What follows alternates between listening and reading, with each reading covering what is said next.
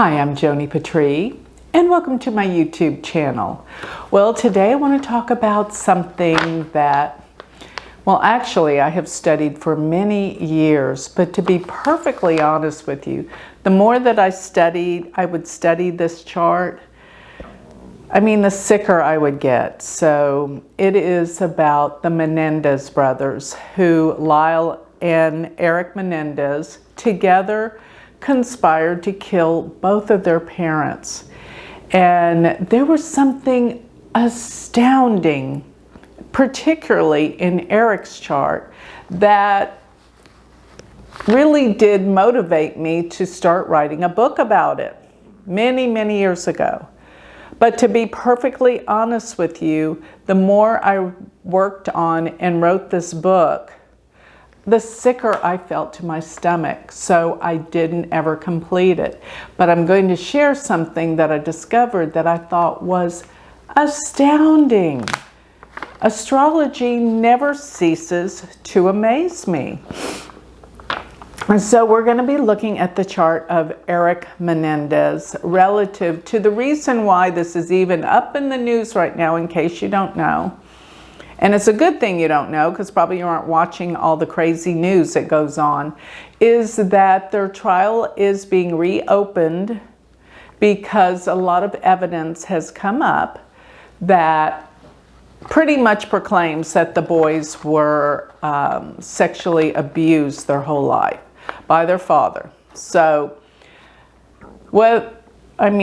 probably it's true, just based on the fact that why would these boys be so violently enraged to actually murder both of their parents? Now, let me just say this. Now this is my opinion, I think we should never, ever kill. These boys, I know that looking at Eric, this happened in 1989, and he was born 1970, so he was only 19 years old, and his brother was just a little bit older. But they were kids, really, kids, to do such a heinous act. And that goes beyond heinous. Killing your parents? And they said that they shot them repeatedly after they're dead. You know that means they're so angry. But in my opinion, what happened, if you don't know the whole story, is after they killed their parents, they were from a very wealthy family in Hollywood, in Beverly Hills. After they killed them, they went out on a spending spree, buying cars, buying luxury items, crazy. But, what they could have done, in my opinion, of course, who knows. But they could have just moved away and not taken any of the money. But they wanted that money. So personally, I think it's a horrible thing. But here's what I found the most interesting. Here, I'm going to go ahead and put up Eric Menendez chart. But before I do, I'm going to remind everyone to sign up for my free newsletter. Go to galacticcenter.org and you'll get all my predictions delivered to your email free every week. And while you're there at my website, you can check out that I have my prediction day, December 14th, and it's at 12:30 p.m. Central Standard Time, and it usually goes for 6 hours, but I'll try to curtail it a little bit this time. But I'm there to answer all your questions about what's in store for us for the year of 2025. It is a live Zoom class, and you won't want to miss it. So if you go to galacticcenter.org, there's where you can purchase it. As well as, while you're there, check out my Patreon. Become part of our spiritual community. I would love to have you there. And last but not least, if you want all your predictions to your own chart delivered to your calendar, where you can know what's happening every day of your life according to your chart, sign up for my Galactic Planner. It is amazing. I wrote all of those translations, and you must think I'm crazy, and I probably am to sit down and write that many, but I did it.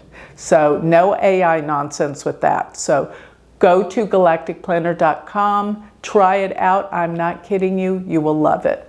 You will have all your predictions daily. Now let's put up, I'm just going to show you Eric's, because Eric, that's all we need is one chart, but Eric says it all. So looking at Eric Menendez chart up here, what you're going to find, the most significant thing of all, I think, is when you go to his 4th house.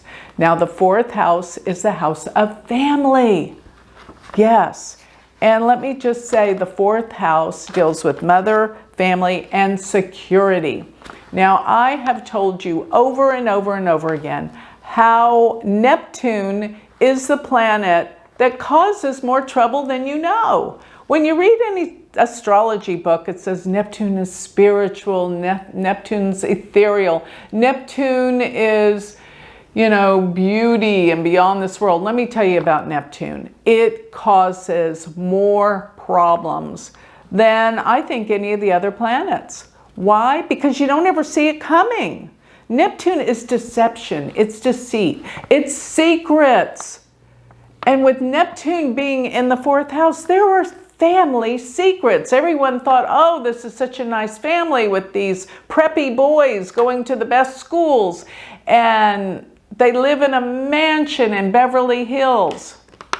Little did they know all of the secrets, family secrets of sexual abuse, incest that was going on in this household. Look to the 4th house. What you will find here is the sun, which is the father, the moon, which is the mother, and Neptune sits right between those two in the 4th house of the family. So, and it's even in Scorpio. I mean to tell you, the moon in Scorpio, it's debilitated and it deals with deep, dark things, secrets. It's in the 4th house. The mother, she kept a secret. She knew. And the father, Neptune sits right on top of the sun. And Neptune with the sun many, many times can deal with the father with addictions. Whether, and most of the time it's drinking, but in this case it was sexual addictions with the father. How nasty, dirty, and corrupt and horrible is this? But here's what I want you to know. The reason why I wanted to write a book is I did a search on all the charts I could, like over 1 million, seriously, 1 million charts, to find if anyone else had Neptune between the sun and the moon and in the 4th house. But just to have it in any house, nothing came up but one chart. And that's what blew me away. Lizzy Borden. And probably most of you don't know who Lizzy Borden is. But Google it if you don't believe me here. Google it. Lizzy Borden with her sister killed their father. Is that nuts? And she had Neptune between the sun and the moon, just like Eric Menendez does. And, you know, because Neptune, I kept coming across all these bizarre events that deal with scandals, death. Neptune deals with death. I'm not kidding you. When Neptune was opposed my moon, almost exactly my sister died. And my moon's in the 3rd house. Neptune is death. What book in astrology tells you that? None, except for this one, I might say. I had to bring it up. Because of all of that, I had to write an entire book on Neptune. I actually did it on all 3 outer planets. But this one is Neptune's Secrets, Illusions, and Scandals. I had to write it because I kept coming up with Neptune, dealing with all of these things. You cannot see them. They're hidden, they're secrets, and a lot of times they're scandalous. They're illusionary. It's like you don't know what's going on with Neptune. It's like it chews you up and spits you by the side of the road, and then you don't know why it happened. It's Neptune, I swear. So Don't believe all those old books that talk about Neptune. Maybe it does deal with spirituality, but you know what else it deals with? Cults. Because it deranges your mind to think things that aren't real. You're deluded. You're illusionary. It's deceptive. Anyway, I think I've made my point. Neptune is all those things. Look at this chart with Neptune between the sun and the moon, and there Lizzy Borden and her sister conspired to kill their father. You know, this is astrology. It absolutely works. So looking at this, you know, another thing is that Mars, which rules Scorpio, I use the old system in Vedic astrology that we use. We don't use rulerships of the outer planets. Yes, I use the outer planets. Of course, I'm talking about Neptune. But the way that I use them, because Vedic astrology doesn't use them in terms of rulership, is that if you have an outer planet next to one of your personal planets, and that is the planets that are visible to the naked eye, the sun, the moon, Mercury, Venus, Mars, Jupiter, Saturn. If you have an outer planet with any of those planets, it will influence those planets profoundly. Just like Neptune is influencing the sun, which is the father, and the moon is the mother in this chart. But because they're in Scorpio, and we look at Mars as the ruler of Scorpio, not Pluto, Mars goes to the third house of this chart. The third house is siblings, brothers and sisters. He conspired with his brother, Mars, to kill the parents. And so what I'm saying is Mars rules Scorpio, but it goes to the third house of siblings. And Mars in Vedic astrology is considered the Karaka of siblings. Karaka means indicator of. So just like the sun is the indicator of the father and the moon is the indicator of the mother, and Mars is the indicator for brothers and sisters. So you can see how this all is coming down with this big secret hidden in the fourth house. And by the way, houses 4, 8, and 12 are considered moksha houses. They deal with the past. They deal with hidden things because they're the water signs. Think about the 8th and the 12th and the 4th. But here is what I'm looking at with this chart that I find so fascinating. I mean, I could go over this for days with you because, like I said, I was writing a book. But most importantly, I think what's interesting about his chart, and the reason why I'm even doing anything with it, is that this case is being reopened with all of the information of abuse. I still think they could have moved away and forfeited all the wealth and money. Just move away. Get out of the house. Murder is not the answer. So I don't know what they're going to decide with these two boys, but, well, they're not boys anymore. But what I was looking at Eric's chart, is where the transit of Jupiter is going to go. And for the next 6 months, starting in December, we have the full moon is going to be on December 15th, 29 degrees of Scorpio. Look at the chart. His Mercury is at 29 degrees of Scorpio. And with the sun and the moon, the full moon, the sun will be in the 10th and the moon will be in the 4th, activating his Mercury in the 4th house, bringing back things from the past. Furthermore, Mercury turns retrograde. It turned retrograde on the 25th of November. And Mercury, transiting Mercury, is right there at that degree mark. And this degree, by the way, 29 degrees of Scorpio, you've heard me talk a lot about it. It is the last degree of Scorpio, which is Gandanta. It is in the nakshatra Jyesta, which is the most difficult nakshatra, and is said to deal with black magic and power and all this, you know, deep, dark stuff.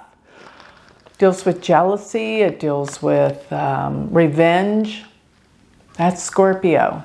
And here's the other thing. 29 degrees of Scorpio is the tail of the scorpion, which is venomous and poisonous and has a sting, a bad sting. It's vengeance, revenge. But here's what I'm seeing.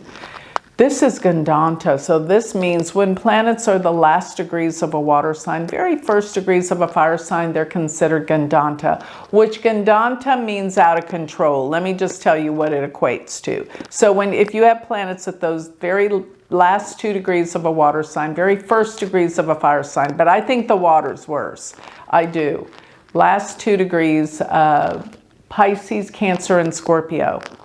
Look out, there's something about your life that is out of control. Seriously. And what do we say? Look at his Mercury. It is at the stinger, the most vile part of the zodiac. I'm sorry, but it really is known to be very difficult. It is. Of course, it can be very profound and deep, but this is something incredible. But most of all, Mercury is turning retrograde at 28 degrees. It's turned retrograde on the 25th of November, activating something from the past, dealing with family in the 4th house. Then we have this full moon that hits that Mercury. Wow. Not to change the subject, but it's interesting that Donald Trump's moon is right around there, 28 degrees of Scorpio. I've been mentioning that.